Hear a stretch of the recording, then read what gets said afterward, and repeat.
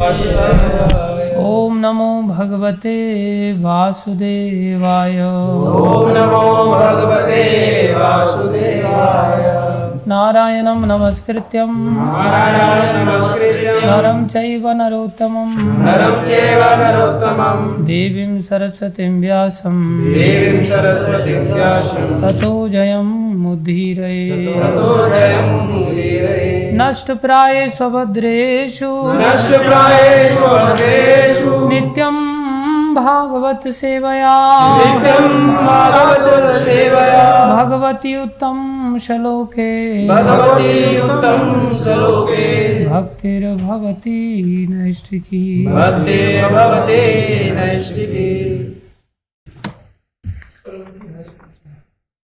हरे कृष्ण। एक छोटा सा हमारे बीच में विश्वरूप प्रभु जी भक्ति उनके डायरेक्टर उसी समय में आएंगे, तो उनका 8 बजे शॉर्ट सेशन यहाँ पर रखेंगे सवेरे भक्तों के लिए। तो सभी भक्त ठीक 8 बजे दर्शन। ठीक है, सब लोग उपस्थित रहेंगे। ठीक है, फिर शाम को ठीक है।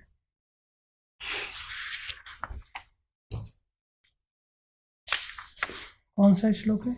16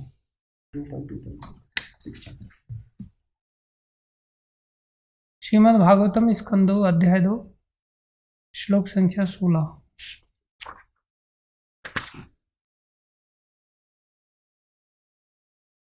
मना स्वबुद्धया अमलया नियम्य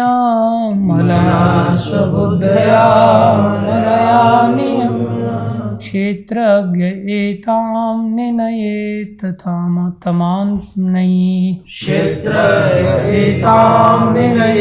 तमात्मनि। आत्मानम् आत्मन्यवरुध्य धीरो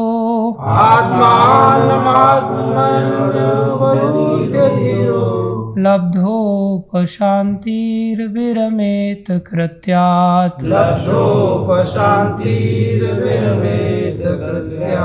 मना स्वबुद्धया अमलया नियम्य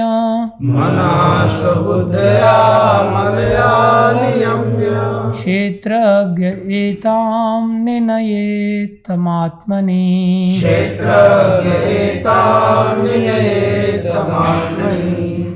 आत्मानम् आत्मन्यवरुध्य धीरो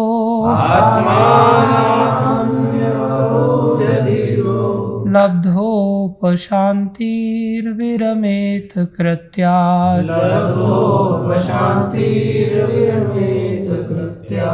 मना स्वबुद्धया अमलया नियम्य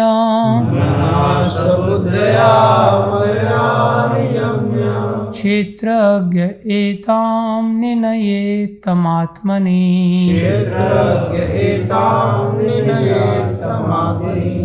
आत्मानम् आत्मन्यवरुध्य धीरो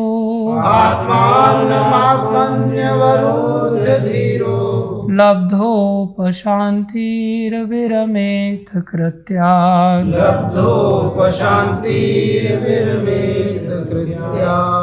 शब्दार्थ मनः मन को स्वबुद्धया अपनी बुद्धि से अमलया विशुद्ध नियमित करके क्षेत्रज्ञ जीव को एताम ये सब निनयेत विलीन करे तम उसको आत्मनि आत्मा में आत्मानम आत्मा को आत्मनि परमात्मा में अवरुद्ध बंधकर धीरः पूर्ण रूप से तुष्ट लब्धः उपशांति ही जिसने पूर्ण आनंद प्राप्त कर लिया है विरमेत विराम लेता है कृत्यात् अन्य कृत्यों से। अनुवाद तत्पश्चात योगी को चाहिए कि वह अपनी विशुद्ध बुद्धि के द्वारा विशुद्ध बुद्धि के द्वारा अपने मन को जीवात्मा में तदाकार करे और फिर जीवात्मा को परमात्मा में विलीन कर दे। ऐसा करने के बाद पूर्णतया तुष्ट जीव तुष्टि की चरम अवस्था को प्राप्त होता है, जिससे वह अन्य सारे कार्यकलाप बंद कर देता है। तात्पर्य अर्चनी वंदनीय प्रातः स्मरणीय जगतगुरु श्रील प्रभुपाद जी द्वारा श्रील प्रभुपाद की जय। मन के कार्य हैं सोचना, अनुभव करना और इच्छा करना। ध्यान दें, मन के कार्य हैं सोचना, अनुभव करना और इच्छा करना।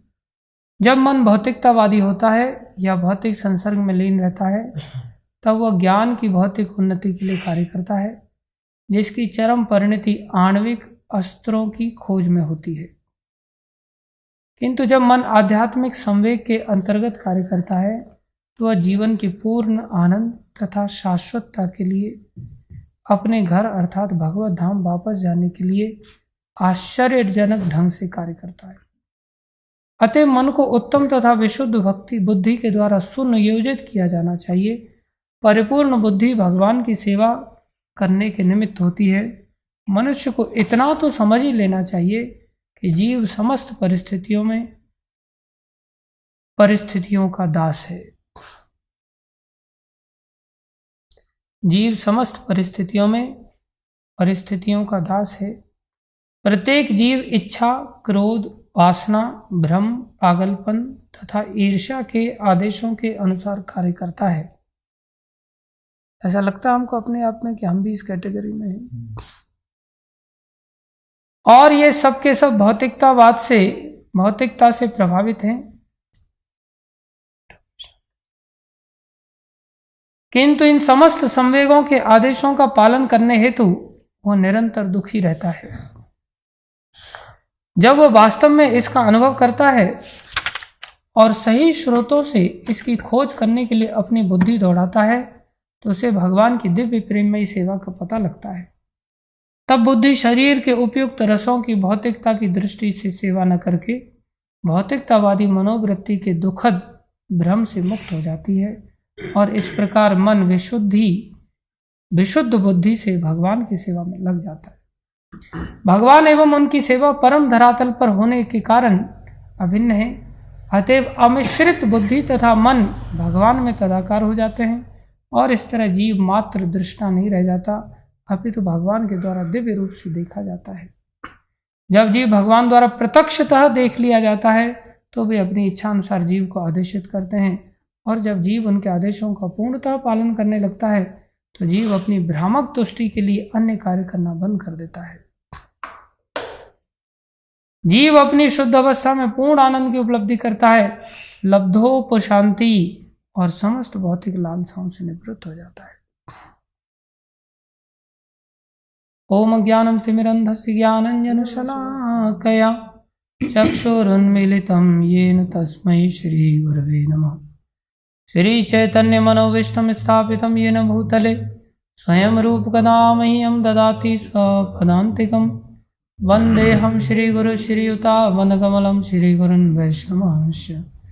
श्रीरूपं सागरजातं सहगना रघुनाथान्वितं तं सजीवं साद्वैतं सावधूतं परिजनसहितं कृष्णचैतन्यदेवं श्रीराधाकृष्णपदां सहगन ललिता श्रीविशाखान्वितांश्च। हे कृष्ण करुणा सिंधु दीनबंधो जगत्पथे गोपेश गोपीकांत श्री राधा कांत नमस्तुते। तप्त कांचन गौरंगी राधे वृंदावनेश्वरी वृषभानुसुते देवी प्रणमामि हरिप्रिये। वाञ्छाकल्पतरुभ्यश्च कृपा सिन्धुभ्येव च पतितानां पावनेभ्यो वैष्णवेभ्यो नमो नमः। जय श्री कृष्ण चैतन्य प्रभु नित्यानंदा श्री अद्वैत गदाधर शिवासादि गौर भक्तवृंद। हरे कृष्णा कृष्णा कृष्णा हरे हरे, हरे राम राम राम हरे हरे, हरे कृष्णा कृष्णा कृष्णा हरे हरे, हरे राम राम राम हरे हरे, हरे कृष्णा कृष्णा कृष्णा हरे हरे, हरे राम राम राम हरे हरे। गुरुवे गौरचंद्राय राधिकाय तदालये, कृष्णाय कृष्ण भक्ताय तद्भक्ताय नमो नमः।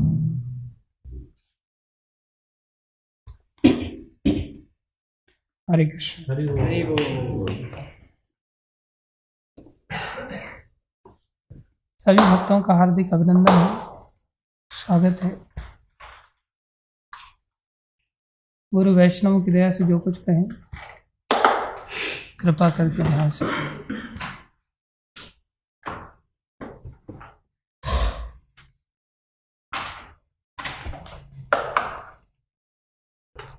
बहुत सुंदर श्लोक है। मन के कार्य हैं सोचना, अनुभव करना और इच्छा करना।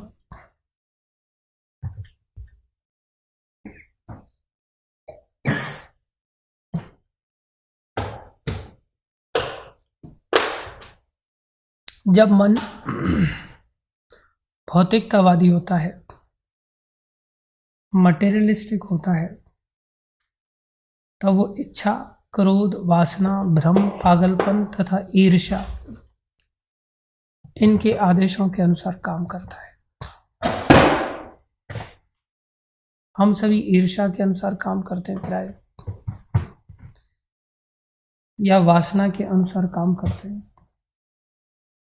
या भ्रम के अनुसार काम करते हैं, पागलपन के अनुसार काम करते हैं, क्रोध के अनुसार काम करते हैं। और प्राय जीव मात्र को अगर देखा जाए तो इच्छा के अनुसार तो सब करते ही हैं।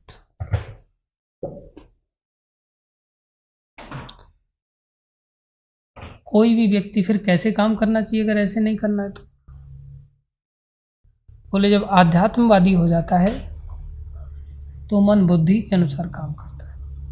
बुद्धि कैसे आध्यात्मवादी होने पर कार्य कराती है? बोले बुद्धि के अनुसार तो वैसे भी जीव कार्य करता है, बुद्धि कहीं अलग थोड़ी चली जाती। बोले बुद्धि दूषित रहती है तो मन को ये चांस मिल जाता है इस तरह से कार्य करने।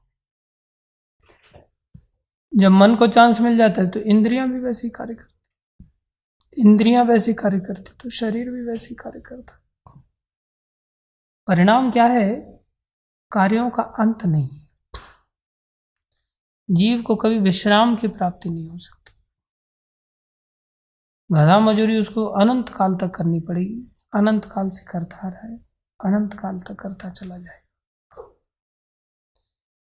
जीव को शांति नहीं मिल सकती, जबकि हर प्रयास पागलपन में व्यक्ति शांति के लिए ही करता है, लेकिन पागलपन में होने के कारण उसकी शांति प्राप्त न होकर के उसको और ज्यादा अशांति की प्राप्ति होती। और इससे निकलने का कहीं कोई अवसर नहीं है सिवाय मनुष्य शरीर के। बड़ी स्पष्ट बातें हैं, कोई बहुत ज्यादा कठिन दिमाग लगाने वाली बात नहीं, रॉकेट साइंस नहीं, सिंपल सरल साइंस है। क्या? मना स्वबुद्धया अमलया नियम्य। अगर हमें नियमित करना है, सब चीजों को अगर संयमित करना है, हम सब जानते हैं कि हमारी इंद्रियां हमको नरक की ओर ले जा रही हैं। हम सब जानते हैं कि हमारा मन, गंदा मन, हमें संसार में पुनरागमन में लेकर के जाने पर तुला हुआ है, जन्म मृत्यु जरा व्याधि के गर्त में डालने वाला है। एक क्षण के लिए भी हमारे चित्त में भगवत स्मरण उस प्रकार का नहीं होता कि अगर प्राण निकल जाए तो भगवान की प्राप्ति हो जाए। और जब अभी भगवान की प्राप्ति का अगर मन में विचारधारा नहीं बन पाता है, अंत समय में भगवान की याद आएगी, बहुत दुर्लभ है, बहुत दुर्लभ है। कितना भीषण कष्ट होगा अंत समय के समय में, हम अनुमान नहीं लगा सकते। उन कष्टों के समय में भगवान की याद कर लेना इतना सहज नहीं। आज थोड़े थोड़े से कष्ट हो जाते हैं तो भगवान की याद को हम वंचित कर देते हैं। उस समय में भगवान के पास पहुंच जाएंगे बहुत मुश्किल है। और अगर ये मनुष्य शरीर का चांस गया तो कोई व्यक्ति अपने मन को संयमित नहीं कर सकता। सबसे बड़ी समस्या हमारे लिए स्थूल शरीर और सूक्ष्म शरीर दोनों ही हैं। आज हम स्थूल शरीर के स्तर पर जीवन जीते हैं या सूक्ष्म शरीर मन के स्तर पर जीवन जीते हैं। इसका एकमात्र उपाय है, एकमात्र उपाय, कोई दूसरा उपाय नहीं। भगवान को पाना कठिन नहीं है। शास्त्रों में सर्वत्र इस बात की घोषणा की। भागवत में 3 स्कंद में 5वें अध्याय में देवता लोग स्तुति करते हैं और भगवान से प्रार्थना करते हैं, प्रभु आपकी प्राप्ति, आपका दर्शन कोई दुर्लभ थोड़ी है। आप तो प्रत्येक जीव के हृदय में बैठे ही हैं अपने चरणों को स्थापित करके। कौन ऐसा जीव है जिसके हृदय में भगवान नहीं? तो भगवान सबके हृदय में जब बैठे हैं तो भगवान को यहीं से आना जाना थोड़ी है कृपा करने के लिए, अनुभूति कराने के लिए, कोई चीज की आवश्यकता की आपूर्ति करने के लिए। कोई आवश्यकता नहीं भगवान को कहीं से सफर तय करने की। बोले लेकिन व्यक्ति अहम और ममेति, अपने आप को उसने शरीर के स्तर पर डाल दिया है। जो शरीर मलमूत्र का घड़ा है, मल से युक्त उसकी बुद्धि हो गई है। सूक्ष्म शरीर भी उसी में लिप्त हो गया है, मन बुद्धि भी उसी में लग गया है, अहंकार भी उसी में चला गया है। परिणाम क्या हो गया? बोले जीव का मन बुद्धि सब कुछ उसी में लग जाने के कारण मिथ्या अहंकार को और मिथ्या ममता को उसने स्वीकार कर लिया है। इसलिए जीव आपको देख नहीं पा रहा है। आप प्रत्येक जीव के हृदय में हैं, फिर भी आप इतने दूर हो गए कि व्यक्ति सपने में भी नहीं देख पाता है। प्रत्यक्ष क्या देखेगा? लेकिन प्रत्यक्ष देख सकता है कोई व्यक्ति सिर्फ और सिर्फ अपने शरीर और मन के स्तर से ऊपर उठ जाए बस। इंद्रियों से अपने आप ऊपर उठ जाएगा। कब उठेगा? मन इंद्रियों से जुड़ा रहता है। मन नियंत्रण में आ गया, इंद्रियां अपने आप नियंत्रण में आ जाएंगी। इंद्रियां नियंत्रण में आ गई, अपने आप शरीर नियंत्रण में आ गया। मन कैसे नियंत्रण में आएगा? सिवाय बुद्धि के मन को नियंत्रण में लाने का कोई व्यक्ति ऐसा सामर्थ्यशाली नहीं है जो किसी भी उपाय से नियंत्रण में लेकर के आ सके। और इसके अतिरिक्त और कोई रास्ता नहीं है।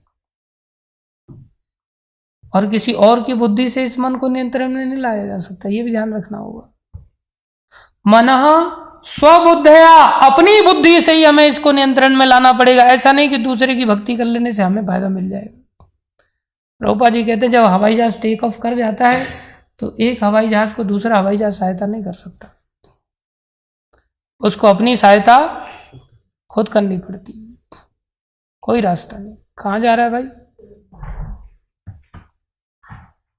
कोई दूसरा उसकी सहायता नहीं कर सकता। इसलिए एकमात्र मनुष्य शरीर ऐसा है जिस शरीर में हम चाहें तो इस समस्या का अंत कर सकते हैं। लेकिन ऐसे लोग बहुत कम पाए जाते हैं, बहुत कम पाए जाते हैं, बहुत कम पाए जाते हैं। प्रोसेस कठिन नहीं है।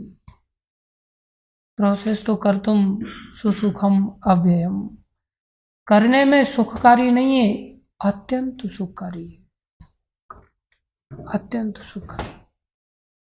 व्यक्ति शर्म के कारण इसमें अगर न डांस करे तो उसकी गलती है। उसकी शर्म उसको रोक रही है। पैर थिरकने से नहीं रहेंगे। अगर व्यक्ति उत्साह के साथ इसमें भाग ले तो अपने पैरों को रोक ही नहीं पाएगा। जैसे बच्चे लोग आए, शुरुआत में नहीं डांस कर पा रहे थे, लेकिन पैर तो फिर भी इनको नचाने के लिए विवश कर रहे थे कि नहीं कर रहे थे? पैर ने शर्मा रहे थे थोड़ा सा कि हम स्त्री शरीर में हैं, यहाँ सभी पुरुष लोग हैं, कैसे नाचें, ये लोग हमें देख रहे हैं। कई बार माताएं पुरुषों को देखती तो पुरुष भी सोचने लग जाते मैं कैसे नाचूं। अरे मनुष्य शरीर में हम संसार में बद्ध जीव हैं, भगवान की सेवा में नाचने में क्या जाता है? ये तो सुखकारी है, अपने आप ही अच्छा लगता है। शर्म चली जाती है तो फिर कोई दिक्कत नहीं होती। हम अपने आप में अहंकारी लोग हैं ना, अपने आप को कोई स्त्री मान के बैठा हुआ है, कोई पुरुष मान करके बैठा हुआ है, कोई अपने आप को ब्राह्मण मान करके बैठा हुआ है, कोई अपने आप को क्षत्रिय मान के बैठा हुआ है, कोई आपको वैश्य मान करके बैठा हुआ है, कोई शूद्र मान करके बैठा, वो कोई सोचता मैं बहुत बड़ा बिजनेसमैन हूँ, वैश्य हूँ मैं, बिजनेसमैन होकर कैसा कैसे, ये अहंकारी तो है जो भगवान को देखने नहीं दे रहा। चैतन्य महाप्रभु ना हम विप्रो न च नरपति, बोले मैं विप्र नहीं, मैं ब्राह्मण नहीं, मैं नरपति, मैं क्षत्रिय आदि राजा भी नहीं, मैं वैश्य भी नहीं, मैं शूद्र भी नहीं, तो क्या फिर सन्यासी है, ब्रह्मचारी है, सन्यासी है, वानप्रस्थी है, गृहस्थी है? बोले नहीं, मैं इन चारों में से, मैं सन्यासी भी नहीं। कैसी विचित्र बात है। अहंकार हमें इतने निम्न स्तर पर डाल करके बैठा हुआ है कि हम कहीं ना कहीं किसी न किसी आइडेंटिटी से आइडेंटिफाई करते ही करते हैं, सिवाय एक आइडेंटिटी को छोड़ करके कि मैं भक्तों का सेवक हूँ, मैं दासों का दास हूँ। ये हम नहीं सोच पाते। दिमाग में हर जगह कहीं ना कहीं कोई ना कोई आइडेंटिटी हमारी बनी रहती है। इस आइडेंटिटी से, अहंकार से जब तक हम अपने जीवन को जीते हैं ना, हम भगवान को कभी नहीं देख पाएंगे, कभी नहीं देख। ये अहंकारी है जो हमें कठिन बना देता है। स्त्री शरीर का अहंकार है तो कठिन बना देगा भक्ति करना, पुरुष शरीर का अहंकार है तो कठिन बना देगा, ब्राह्मण शरीर का अहंकार है तो कठिन बना देगा, हरे कृष्णा। वैश्य शरीर का अहंकार है तो कठिन बना देगा, क्षत्रिय शरीर का अहंकार है तो कठिन बना देगा, शूद्र शरीर का अहंकार है तो भी कठिन बना देगा। यहां तक कि कोई व्यक्ति अपने आप को सोचे मैं तो ब्रह्मचारी हूं, तो भी कठिन बनेगा। बोले ब्रह्मचारी के लिए भी कठिन बन जाएगा। कैसे कठिन बन जाएगा? व्यक्ति सोचता है मैं ब्रह्मचर्य व्रत का पालन करता हूं, ये व्रत से ही मैं भगवान की प्राप्ति कर लूंगा, मेरे को थोड़ी ना कुछ करने की जरूरत है। नहीं, आप अर्थ हम समझे ही नहीं। ब्रह्म में आचरण को ब्रह्मचर्य कहते हैं। अगर ब्रह्म में आचरण है तो ब्रह्मचर्य अपने आप सद जाएगा, अपने आप वीर रक्षा हो जाएगी, अपने आप बिंदु रक्षा हो जाएगी। वो भी ब्रह्म ही है, क्योंकि वीर के अंतर्गत जीवात्मा होती है,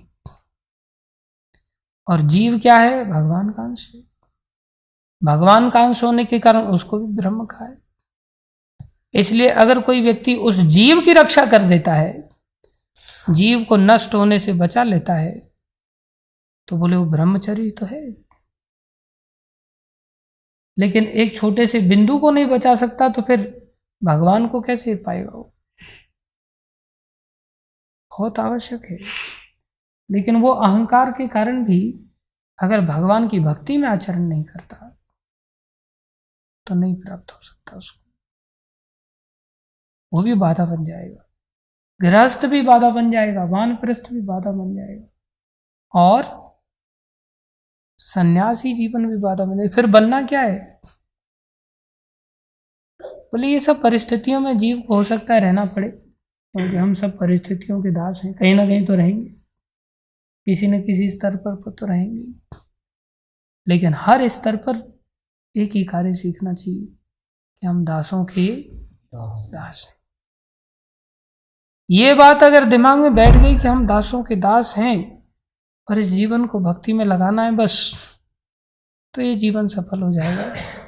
अगर नहीं लगा पाए, बहुत लाइटली ले लिया, तो फिर मौका चला जाएगा हाथ से।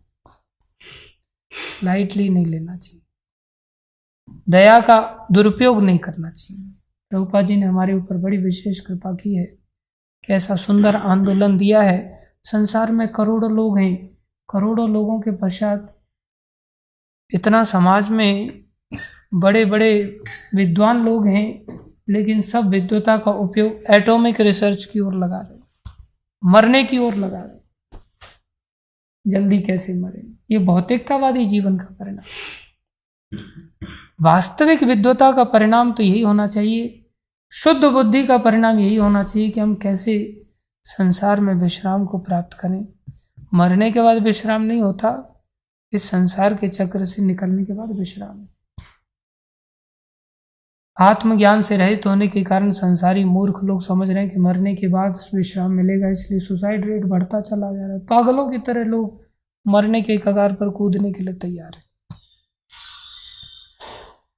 लेकिन भक्ति नहीं बढ़ पा रही, क्योंकि विद्वता का वास्तविक प्रचार प्रसार नहीं हो पाया। वो तो जो रक्षा हो रही है प्रभुपाद जी जैसे संतों की दया से हुई। प्रभुपाद जी ने इतना सुंदर मौका दिया कि इस चंचल मन को, पागल मन से क्या अपेक्षा कर सकते हैं, क्रोधी मन से क्या अपेक्षा कर सकते हैं, वासना से युक्त मन से क्या अपेक्षा कर सकते हैं। मरने का ही तो अपेक्षा करेंगे, और क्या अपेक्षा करेंगे। मरने के रास्ते पे ही दौड़ दौड़ करके जाएगा। लेकिन जिसको वैष्णवों का सानिध्य मिल जाए वो भक्ति में आगे बढ़ सकता है। हमें भक्ति में आगे बढ़ने की चेष्टा करनी चाहिए। बिना भक्ति किए बोले बुद्धि शुद्ध नहीं होगी, नहीं होगी, नहीं होगी। करना ही पड़ेगा किसी भी हालत में। जिनको भक्ति का अवसर मिला है, भक्तों का सानिध्य मिला है, भगवान की अत्यंत कृपा है, भूरी भूरी कृपा है।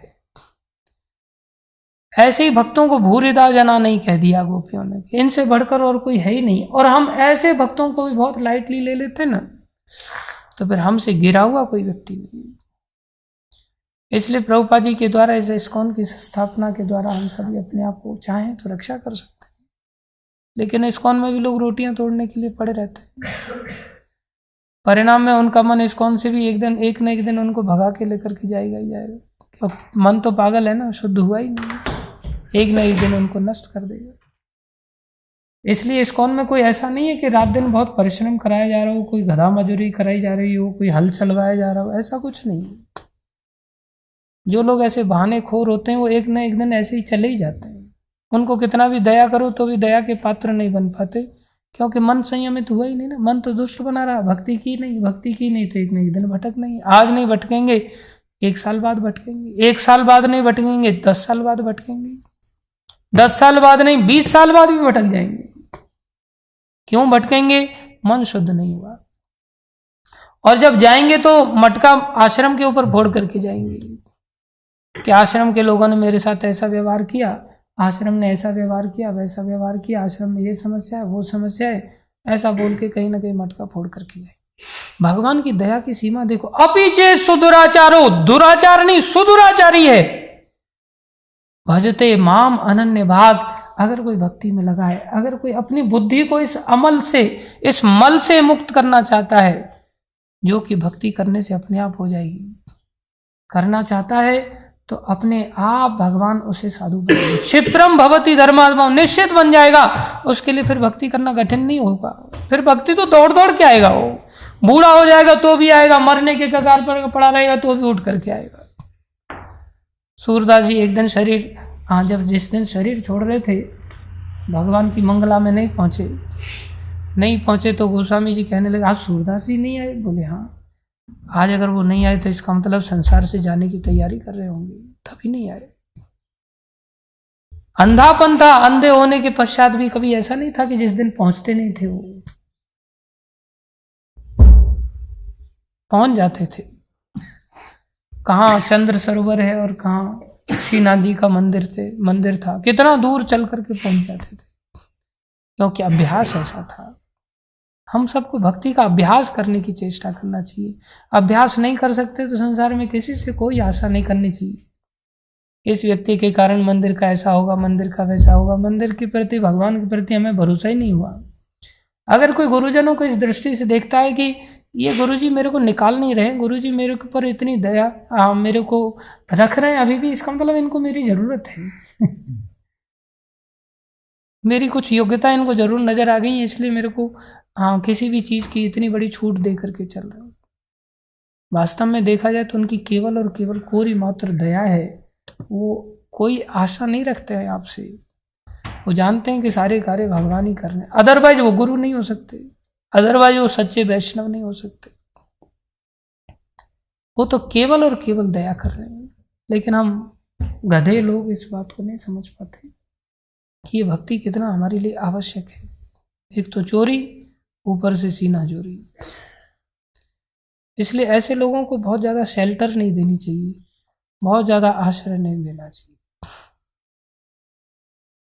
ठीक है, महीना 2 महीना 6 महीना साल देखने के पश्चात फिर भी अगर व्यक्ति का वही ढर्रा चलता रहता है, वो अपनी बुद्धि को शुद्ध नहीं करता, फिर क्या उपाय है?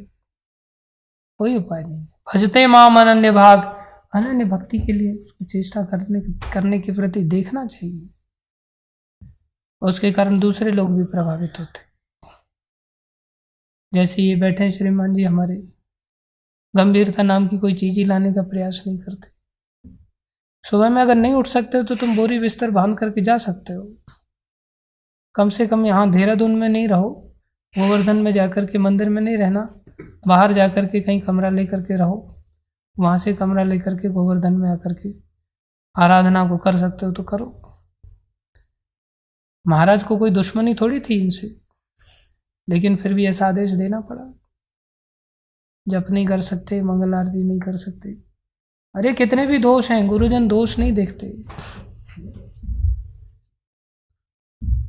ये श्रीमान जी हमारे पीछे बैठे हुए हैं, बुद्धि पता नहीं काम नहीं करती बिल्कुल, तेल लगा करके हेयर स्टाइल को बहुत बढ़िया मेंटेन करना जानते हैं, बस जैसे सारे अवसर इन्हीं के लिए बैठे हुए हैं। एक दिन ड्राइविंग कर लेंगे 2-4 घंटे 6 घंटे, सोचते हैं कि अब मेरे को फॉर ग्रांटेड मिल गया, मेरे को मंगल आरती आने की जरूरत नहीं, आराधना करने की जरूरत, कोई आवश्यकता नहीं, बोरी बिस्तर बांध करके जा सकते हो यहाँ से। सुनाई दे रहा है तेरे को? नहीं कर सकते आराधना तो बिल्कुल मत करो, जाओ संसार में जियो, बहुत सालों से तुम्हें देख लिया। बाहर रह करके बाहर से आओ, ये भी विद्यार्थी हैं, बाहर से आते हैं बेचारे, इतना मेहनत करके ये लोग आ जाते हैं, हम आश्रम में आकर के रोटियां तोड़ने के लिए पड़ जाते हैं। दिन भर क्या कमाई करनी होती है कुछ? दिन में भी तो सोने को मिलता है, दिन में भी सो सकते हो, रात को भी सोते हो, उसके पश्चात भी शर्म नहीं आती। यमराज चला गया, जैसे ही उसकी मंगल आरती वगैरह सब चीजें बंद हो गया, एक न एक दिन चला ही गया ना। इतना टेक केयर करता था, बच्चों का सब कुछ करता था, लेकिन बिना आराधना के मन आखिर में खींच करके ले गया ना। आज नहीं तो 10 साल बाद जाओगे, जाना तो पड़ेगा ना। सर पे मटका फोड़ करके कम से कम उस समय ये तो दिमाग में नहीं बैठेगा कि हमारी गलती थी, उस समय तो यही दिमाग में रहेगा पागल मन के कारण कि वो सोचेगा कि भक्तों की गलती थी, इसके कारण हमें यहाँ से निकलना पड़ा। अभी कम से कम निकल जाओगे तो ये तो सेंस रहेगा हमारी गलती थी। जगदीशरी, अगर आराधना नहीं कर सकते तो मंदिर छोड़ दो, बाहर जाकर के कमरा ले लो।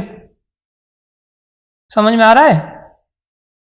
सालों से मैं तुम्हारा नाटक देखता आ रहा हूं, मैनेजर की पदवी पर बैठे हुए हो, बोलते हैं तो एक कान से सुनते हो, दूसरे कान से निकाल देते हो। कथा अच्छी कर लिया, कीर्तन अच्छा कर लिया, कुकर जिम भूसत फिरे सुनी सुनाई बात। आराधना नहीं कर सकते, कोई मतलब नहीं, इससे बढ़िया टूटी फूटी कथा किया करो, कम से कम आराधना में तो लगाओ जीवन को। समझ आ रहा है कि नहीं आ रहा है? मंदिर में मत रहो, बाहर जाकर के कमरा ले लो, मंदिर के लिए कार्य करना है, बाहर से कार्य करो। अगर इसी प्रकार से जीवन जीना है तो परिवर्तन नहीं लाना है बिल्कुल। अलग अलग कमरे के अड्डे तूने ढूंढ रखे हैं, अलग अलग कमरे की चाबी तेरे पास रहती है। भागवत के समय में बद्रीनाथ में जाकर के विश्राम करता है। शर्म आनी चाहिए, कितने बार मैं पर्सनली बोल चुका हूं। राधा मोहन, सामने ही भक्ति करनी ऐसा नहीं दिमाग में रखो। हम यहां रहते हैं तो टाइम पर आ जाते हो, हम नहीं रहते तो फिर गायब होना चालू हो जाता है तेरा। जैसी भी दशा में करना है कर सकते हो तो करो, नहीं कर सकते हो तो चले जाओ बिल्कुल। 1-2 व्यक्ति भी रहेगा, हो जाएगा, नहीं होगा कोई बात नहीं, भगवान करेंगे जो करना उनको। 4 दिन बाद हमने भी संसार छोड़ करके चले जाना है, कौन देखने के लिए यहां रहने वाला है? प्यार से सालों से झेलते आ रहे हैं, कम से कम देहरादून के अंतर्गत मत रहो। आप लोगों को निकाला किसी को नहीं जा रहा है, जाकर के गोवर्धन में जाकर के रहो, वहां पड़े रहो लगे तो, कम से कम धामवास करने की आराधना का फल तो मिलेगा। यहाँ धामवास पड़े रहने पर तो नहीं मिलेगा। वहां मिट्टी में ही पड़ना है जाकर के, तो वहां जाकर के पड़ जाओ। पड़े ही रहना है, खाली चर्बी बढ़ाना है तो, नींद पूरी नहीं हो रही तो वहां जाके नींद पूरी करो। लेकिन मंदिर में से तो वहां भी मन ले जाएगा एक न एक दिन। लेकिन जितने समय धाम में पड़े रहोगे उतना तो फल मिलेगा, कोई कुछ नहीं कर सकता। तो मंदिर में हो सकता है महाराज आपके ऊपर वहां फिर शासन करेंगे, लेकिन वहां भी धाम बहुत बड़ा है, वहां धंधा पानी कर लेना, बाहर जाकर के कमरा लेकर के रह लेना उधर। अरे दोषों को थोड़ी देखने के लिए शास्त्र कह रहा है, शास्त्र घोषणा कर रहा है, मना स्वबुद्धया अमलया नियम, केवल स्वबुद्धि का आप, हाँ, अमलया बुद्धि से ही आप नियमित कर सकते हैं, और कोई उपाय नहीं। बार बार पतन होगा, लेकिन प्रगल्भ भक्ति जब हो जाएगी पतन रुक जाएगा। हम कदम कदम पर गिरेंगे, हम बच्चे हैं भक्ति मार्ग में, हम कोई ऐसे महापुरुष थोड़ी कि भगवत धाम से अवतारित पुरुष है। कदम कदम पर गिरें उसका समस्या नहीं है, समस्या इस बात की बहुत बड़ी है कि हम अपने जीवन में प्रगल्भ भक्ति के रास्ते को नहीं अपना रहे। प्रगल्भ भक्ति मतलब गाढ़ी भक्ति, गाढ़ी भक्ति मतलब 1-2 घंटे की भी सुबह की भक्ति नहीं हो रही तो शाम की भक्ति क्या करेंगे, दोपहर की भक्ति क्या करेंगे, रात की भक्ति क्या करेंगे। कम से कम सुबह की भक्ति तो कर लें। हमसे कुछ होने का नाम ही नहीं लेता। हम सोचते हैं बस पूजा लाभ प्रतिष्ठा मिल जाए, धन मिल जाए, बस हो गया हमारा बेड़ा पार। अरे कल कुत्ता बन करके भटकना पड़ेगा, गधा बन करके भटकना पड़ेगा, शूकर जीवन हमें प्राप्त हो जाएगा, 84 लाख योनियों में न जाने कैसी कैसी दर्दनाक स्थिति से गुजरना पड़ेगा। गंभीर बने हम सभी, जीवन को भक्ति में लगाएं, तभी जाकर के हमें विश्राम की प्राप्ति होगी। लब्ध हो उपशांति और समस्त भौतिक लालसाओं से जीव निवृत्त हो जाएगा। धन्यवाद सभी का धैर्यपूर्वक श्रवण करने के लिए।